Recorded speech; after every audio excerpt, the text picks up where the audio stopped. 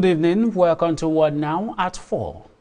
I am Wisdom Onizi. First, the headlines. NLC threatens 1 month shutdown as lawmakers target fresh decision. Gabriel Attal set to resign as French Prime Minister. UK to boost armed forces given threat from deadly quartet. And on sport, Southgate resigns after England Euro 2024 loss. Now the news in details. The Nigerian Labour Congress has threatened a 1 month shutdown if the minimum wage is expunged from the exclusive to concurrent list in the constitution by Nigerian lawmakers.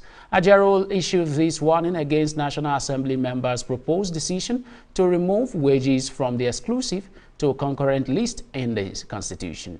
He added that if National Assembly members proceed with the move to remove the minimum wage from the exclusive list, a law that would allow each state governor to determine the minimum wage, he would mobilize labor and shut down Nigeria's economy for a month. Although the National Assembly decision is yet to be made public, Ajero added. Away from that, we have that Governor Abu Kefas of Taraba State has again approved the appointment of additional 573 political aides. The announcement, which was contained in a statement issued to newsmen, was signed by the Secretary of the State Government, Gabon Timothy Kateb. Like the earlier 134 appointees who have not been assigned with responsibility, the new appointees are as well expected to serve as special assistants, senior special assistants, special advisors, community special assistants, among others.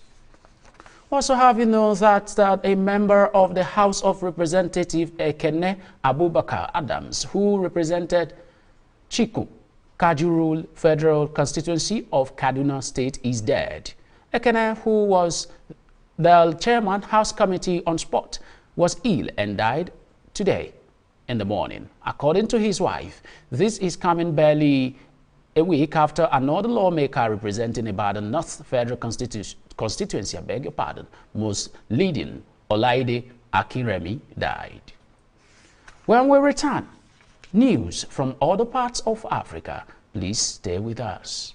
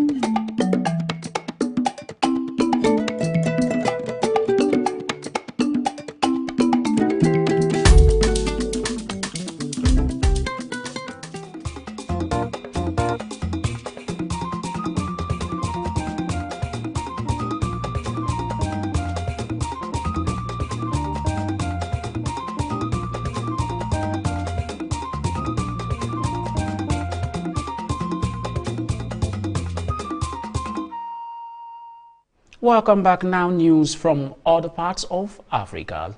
More than 10 million people have been driven from their homes. The war in Sudan began in April 2023. The International Organization for Migration said today over 20% of population of Sudan has been displaced internally or across borders since conflict started. We also have that a military group in West Democratic Republic of Congo killed 9 soldiers in an army camp in a province that has seen communal fighting over land since 2022. The attack took place in Kwamot territory in Mile Dombe province, where 2 rival communities, the Teke and the Yaka, have been fighting over land along the Congo River. Fighters from a predominantly Yaka militia known as Mondo Mobondo, I beg your pardon, staged the assault in the village of Kensele, around 130 northeast of the capital, Kinshasa. Congo Army spokesperson Stephen Okengel said 35 assailants were also killed, as well as one of the soldiers' wives. The chief of the nearby village of Kimomo said a major, a lieutenant, 2 captains and 5 soldiers were also killed. We also have you know that South Africa told climate donors on Monday that it would miss its 2030 emissions goal, but was committed to net zero by mid-century as it races to remove financial and other hurdles to rolling out renewables, the new energy minister said. Under the Paris Climate Accord, South Africa was committed to cutting emissions to between 350 and 420 million tons by 2030, from 442 million tons in 2020, on the way to net zero. Ramaphosa said from next week he would also meet the lenders and private power providers to hear their frustrations at project delays with a view to accelerating investment into green energy and catching up on its climate commitments. Now we move to other parts of the world after this break. Please stay with us.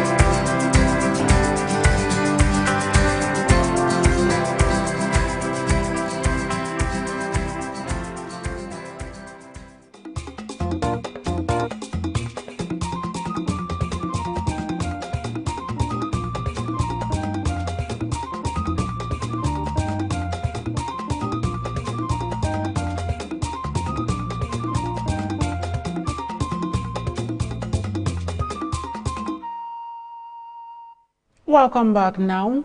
News from other parts of the world.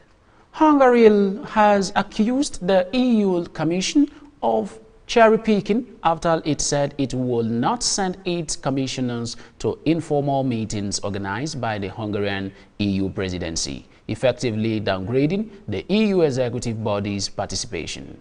The move comes after Hungarian Prime Minister Viktor Orbán met with U.S. presidential candidate Donald Trump last week and earlier made surprise visit to Kyiv, Moscow, and Beijing on a self-styled peace mission, sparking criticism among EU member states. Hungary will hold the rotating EU presidency for 6 months until December 31st. Away from that, we also have you know that French Prime Minister Gabriel Attal set to resign but stay on as head of a caretaker government on Tuesday. Officials said with no replacement in sight as divided parliamentary groups succumb to infighting. President Emmanuel Macron is expected to accept Attal's resignation after Tuesday's cabinet meeting, the first. His allies got roundly beaten in a snap National Assembly election called to clarify the political landscape.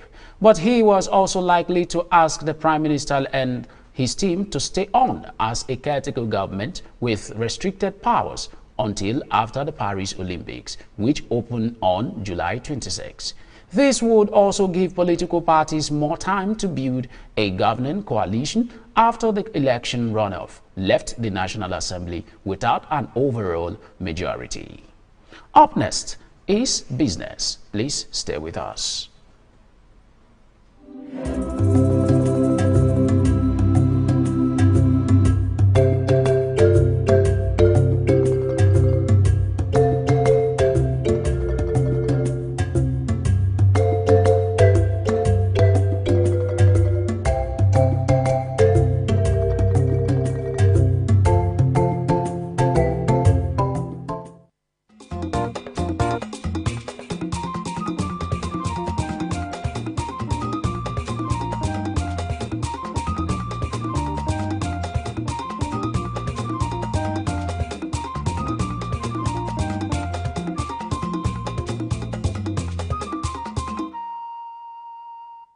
Welcome back now to business news.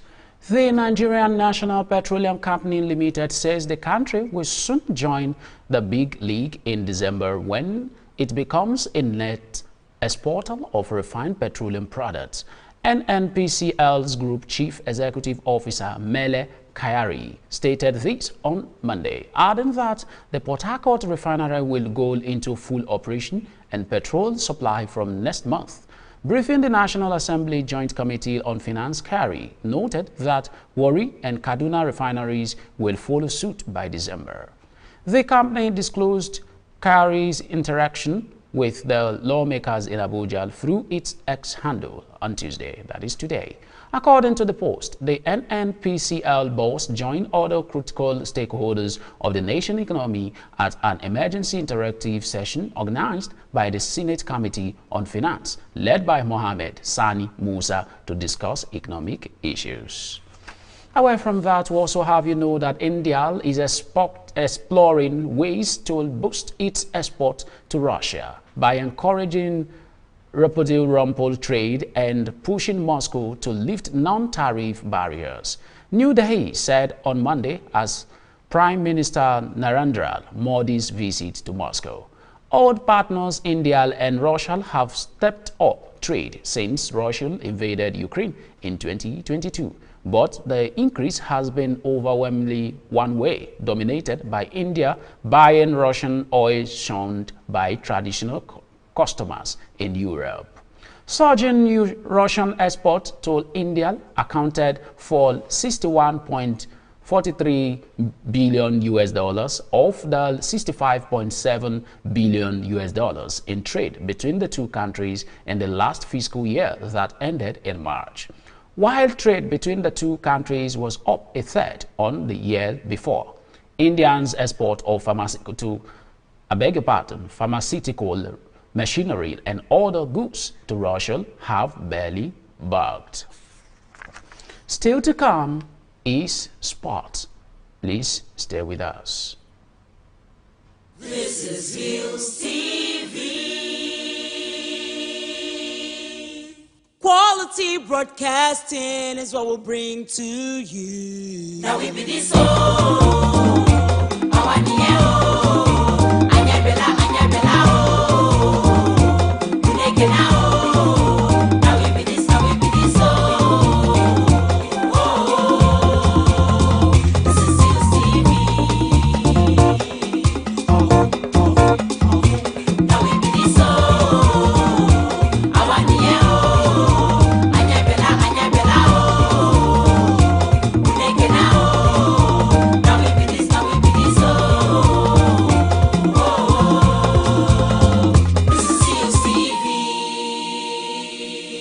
Hillstv, Poker.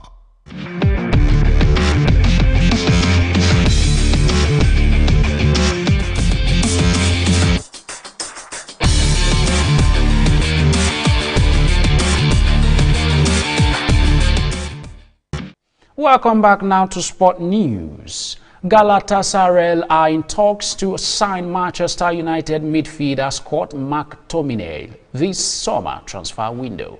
This was confirmed by the club's vice chairman Ibrahim Haptilpoglu. He also confirmed the Turkish club are also interested in Tottenham Hotspur Perel Emil.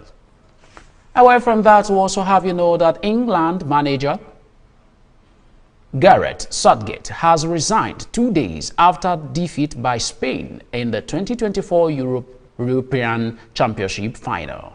The Three Lions lost 2-1 in Berlin on their second consecutive Euros final defeat, having been beaten on penalties by Italy at Wembley 3 years ago.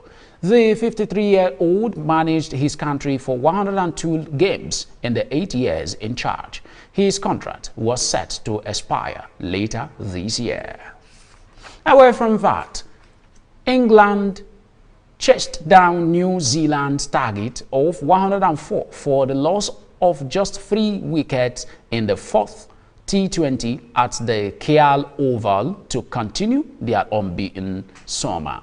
Having opted to bat, New Zealand failed to set a defendable total posting only 103-8 with England spinner Sarah Glynn, that is 4-19, and Sophia Ecclestone, which has 2-16, tearing through the Albertan lines up after the power play. The Tourists reached 33-0 without loss, but Glenn dismissed Georgia Plymia and Amelia Kerr in the 7th over, starting a collapse that saw New Zealand slip to 57-5. Starting a collapse that saw New Zealand to slip to 57-5. I beg your pardon. And that's your sport news on Word. Now at 4. We move to the rest of the news after this break. This is Hillstv. Quality broadcasting is what we'll bring to you. Now we be this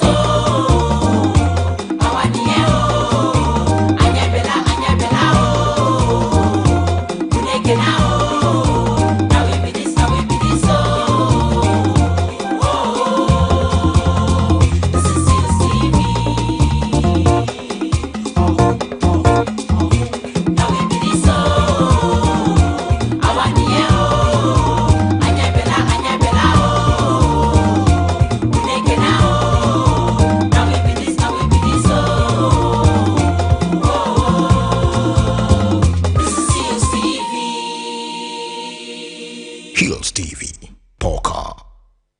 Welcome back. Now the rest of the news. Britain said it would boost its hallowed court armed forces to make sure the country was prepared to face what the head of a defense review called a deadly quartet, comprising China, Iran, North Korea, and Russia. The government named George Robertson, the former NATO Secretary General, on Tuesday to lead a review of Britain's armed forces, which will report back in the first half of 2025. Robertson, a former British defense minister in the late 1990s, who ran NATO from 1999 to 2003, said the armed forces needed to be battle ready given the threat level. And that's what now at 4. Before we go, here are the headlines again. We told you that NLC threatens 1-month shutdown as lawmakers target fresh decision. Gabriel Attal set to resign as French Prime Minister. UK to boost armed forces given threat from deadly quartet. And on sport, Southgate resigns after England's Euro 2024 loss. Remember to visit us on Facebook at Hillstv Abuja, Instagram at Hillstv Abuja, and subscribe to our YouTube channel at Hillstv. I am Wisdom Onisi. Thanks for watching.